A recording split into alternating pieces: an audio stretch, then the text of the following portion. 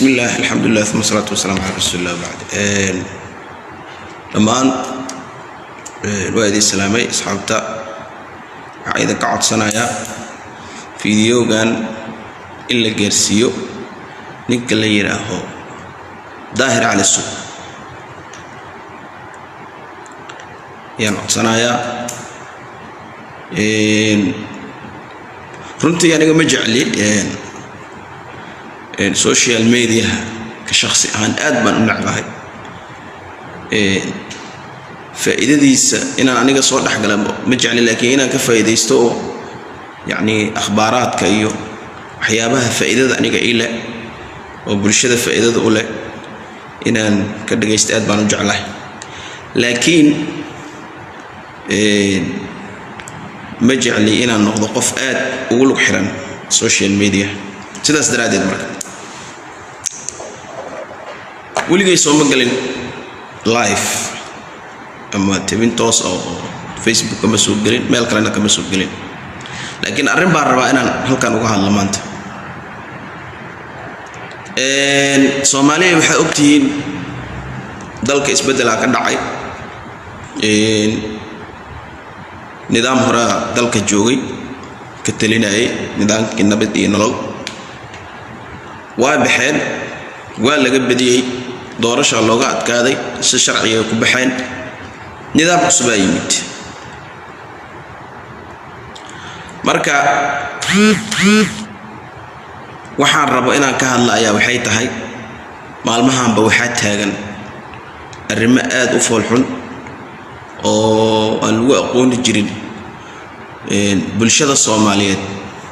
khaasatan dadka reer Muqdisho aan lagu aqoon jirin ayaa soo kordhay oo aad u foolxun runtii dadana durbaanka u tumaaya oo kamid yahay hormuud u yahay ninka la yiraaho caanka ah ee Daahir Cali soo leeyahay horta waxaan rabaa inaan halkan ka iraaho ninka la yiraahdo Daahir Cali soo Daahiro horta intaan live kan soo gelin inaan si gaar ah wax kugu sheego oo si gaar ah kugu la taliyo ayaan isku dayay WhatsApp kaada waa fiirin kartaa codad badan oo ku soo dhigay fariin oo ku soo dhigay runtii wax jawaabada ma soo siinin sidaas daraadeed waxay dantii ugu khasabtay in halka kala soo hadlo Daahir anagu dad Soomaali ah nahay oo is ognahay nin walbana maxay rahaayay dadka bini aadamka sidiisa wuxuu u sameeysan yihiin qofka haduu meel ka fiican yahay meel buu nuqsaan uga jirtaa oo dadku ma ahan dad oo malaa'ig ma aha anbiyana ma aha dadku waa dad waa khaldamayaan wayna saxayaan haddaan marka u sii dhaadhaco mawduuca aan u socdo Daahiro barnaamijkan ad qabyaaladaynaysa in adeero ka daa wadankan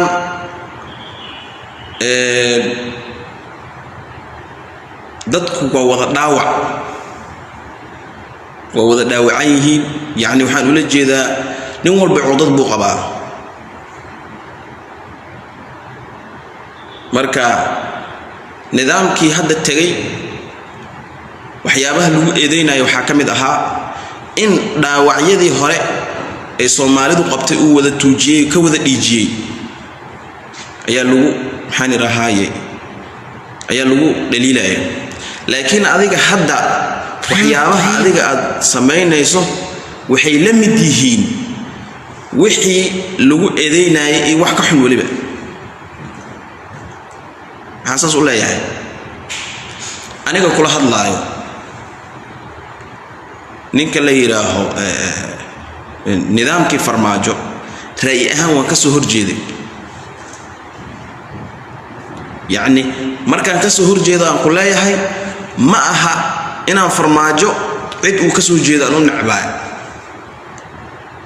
iyo asaga shakhsi ahaantiisa laakiin siyaasadda uu wadanka ku baamulayay yani siyaasad ahaan inaysan dalka anficaynin oo dalka dagaal gelin karto oo boogo badan oo loo baahnaa in la dhayo inuu damqiyay farmaajo yaan aaminsana aniga iyo nidaamkii hore tagay kasoo yani ra'yidu waan ka ra'yidu wanaay asaga qof ahaantiisa kuma soo horjeedin daahiro waxaan ku arkay adoo barnaamijyo qabanaya dhahayo dadka yani ra'yidu wanaasha dadka qofka qawa ka ra'yidu wanaan kara yani hal lagu weeraro dhahayo oo meesha si loo tago hal lagu dilo oo hal lagu waxyeeleeyo daahiro arintaas sax ma dadka aad magac dhabaysay oo yani aad dhahaysay dadkaas oo saas oo reer hebel ah waxa kamid ah aniga daahir adiga beesha jarir weyna u dhashay weligii farmaajo ma taageerin weligii ma taageerin asbaabtan u taageereenina waxay ahayd yani siyaasadda iyo qaabka uu wax ku wadaan dhaliishana ee asaga ahaantiis uma dhaliilin anu hawiyana ma ahi daaroodna ma ahi nin beesha jarir weyna u dhashaana dadka aad leedahay aad sida gaarka u bartilmaameysanaysane waxaa ka mid ah beeshayda sax dad badan oo nidaamkii tagay la dhacsanaa way jiraan iyo sidoo wax ku waday laakiin dad badan aan la dhacsaneen oo anigoo kala mid ayaa ka mid ah oo dulmiyay xataa nidaamkii farmaajo dulmiyay yaa ka mid ah marka inaad maanta tiraaho daahiro dadka noocaas ah la ogaarsado halla target gareysto oo yani qabyaalad waa iska jir Soomaaliya nahay wada qabyaalad mar walba Soomaali qabyaalada iyo Soomaalida way wada dhasheen laakiin durbaan weyn oo inta la eg oo yani qabyaalad nooc ugu foosho xumaa inaad isticmaasho aad baa looga fiican yahay nin caan ah tahay dadka u faa'iiday wax faa'iido leh u sheeg dadka aad ay ku dhageystaan waxaan rabaa inaan ku sheego daahiro marka la leeyahay qofkan waa landheere ama waa qabiil xoog badan oo ka dhashay ama waa sidaas waa dad noocaas oo ka dhashay waxaa jira landheerayaal badan oo adduunyada soo maraa jira daahiro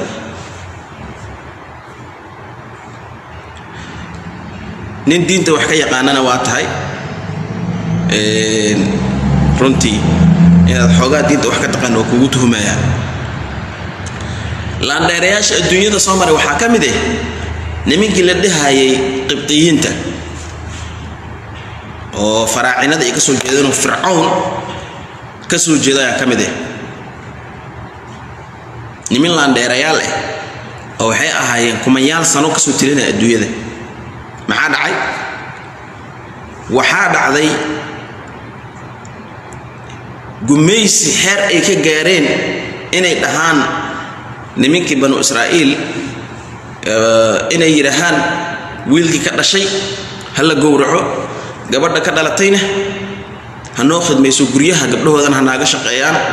qaaran ka ilmo dhalnay qaar ha noqdaan yani taariikhda waxaa la sheegaa gumaysi ka xun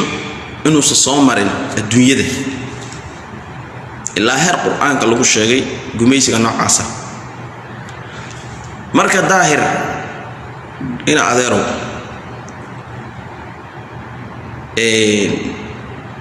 dadku hadaad u malayso yani nidaamkii tagay in hawiya macnaha la dagaalamayo riday yani waad ku khaldantahay dad badanaa jiro ka soo horjeeday oo yani nidaamku uu dulmiyay jira marka maanta in halkaas la soo istaagto reer habal iyo jarir weyni ka wada ka loogu taga meesha hal laayo hal yani waa arintaas arin khaldan waa arintaas aad bay u khaldan tahay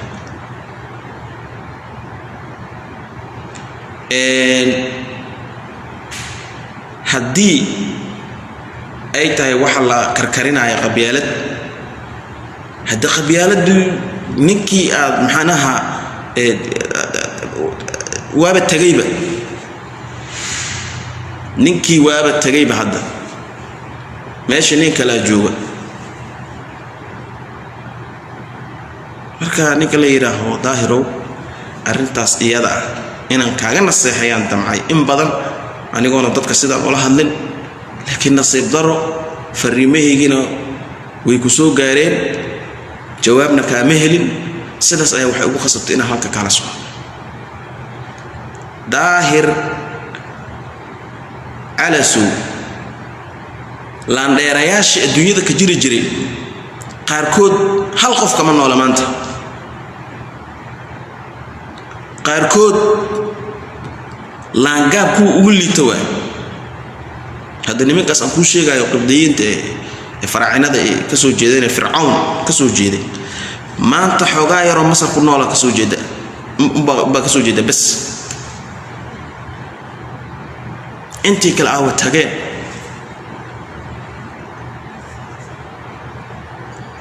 waxaan waa adduunyo waa laga tagayaa looma baahna marka 60 iyo 70 sano adduunyada la joogo in lagu bedesho nolosha aan dhamaanayn ee dambaysa aniga runtii bariga hore waa ku taageeri jiray yani noocan ma taageero oo yani waxay iga ahayd yani qofka markii la maago qofka marka la maago ma fiicna inuu madaxa foorariyo oo يعني qof sidii la doona laga yeesho inuu noqdo inuu wax iska celiya fiican qofka waxaan ku arki jiray qadiyada badan aan arkay oo aan u arkay marka in lagu maago kaliya waxa iska celisay laakiin hadda sida wax ku wado bunkiya biyaha ka badisay يعني bunka ayaa biyaha ka badisay maxaa la jeedaa waxa la yiraahdaa birta biraha marka la toosinayo birta qalloocana sida u qalloocan marka la toosiyo iyada dhan ay wada fido hadaa garaaca ka sii wado iyadoo fidsan ku sii wado birta way jabtaa marka Daahir ina adeerow qabaa'ilka Soomaaliyeed u gafin war hadde kuwo adiga kula qabiil ahaa jiro oo ilma adeertin ahaa jiro oo nidaamkii hore la jiray oo waxa baabajay iyo dadkan kale oo leeyihiin waa la gaabiyo hala laayo wax ka daran soo qoray adeerku Usmaan Laysan kuwaas ma Laysan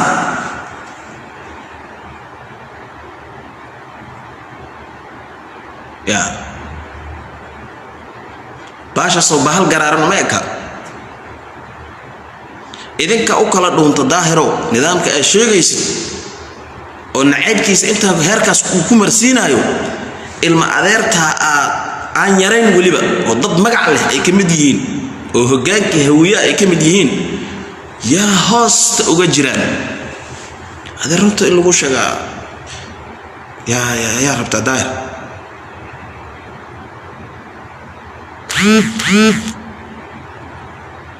kuwan ha ku dambeeyaane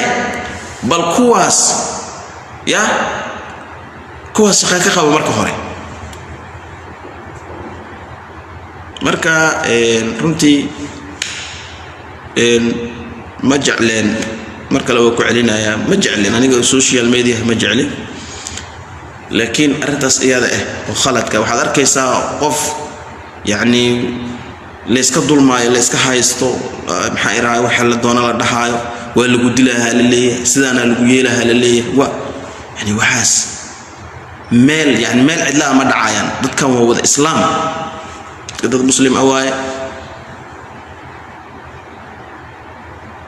haddaad isleedahay qabiil xoog badan aan ka dhalanay sida waaye waxaan doonaan sameyn karnaa adeer cid walba xoog badan cid ba ka xoog badan marka waxaas hadda aad samaynaysa dadaa soo sameeyey oo gaal ee muslim ba lahaa oo taariikhdooda baaba'day maanta marka daahirow waa iga naseexo waa iga waan waxaa ilaa hal qodob ayaan hilmaamay tilmaam hadalku ma jiro qodobka aan hilmaamay waxaa waaye caayda waxa la yiraahdo bataatan bacaay waxa la yiraahdo anshaxa wanaagsan leena nabi calaysay salaatu wasalaam wuxuu yiri qofka muslimka ah wax ma caayo waxna ma lacnado sasbur nabi calaysay salaatu wasalaam يعني قفك خلق وكدع كرا هذا نبى بجيل يراها لسك هيستا رالي قليل وبحشي مربى ما يروح عرايا والله هنجبا والودلها لليه ورهيد إلهي كعبصد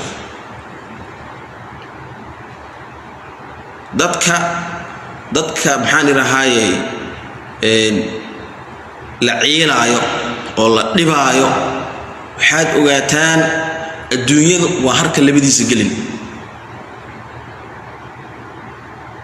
يعني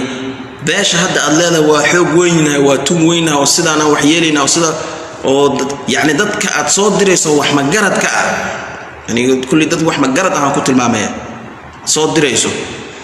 يعني هدي الله رع بقل صنا هذا كهر هاي يعني الصدا ما أنت هاي ما هين sida maanta ay ahaayeen maahay sidaas daraadeed waxan waa adduunyo qarankan waa naga wada dhaxeeya